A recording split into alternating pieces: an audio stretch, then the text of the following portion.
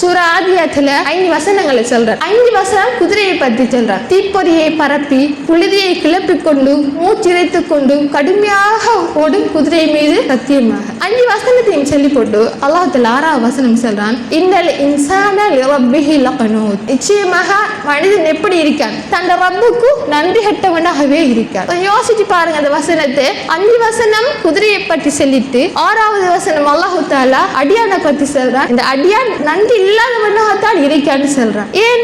5 அறிவு படைத்த மிருகங்கள் கூட நன்றி உணர்வோடு செயற்படும். குதிரை எடுத்தா எஜமான் என்ன செய்வான்? பசிச்சா சாப்பாடு போடுவான், தாகண்டா தண்ணி கொடுப்பான், அதை வளர்ப்பான். ஒரு போர்க்களத்துக்கு போகணும்னு என்ன செய்வான்? அந்த குதிரையை மேல ஏறி குதிரையில ஓட்டிக்கொண்டு இருப்பான்.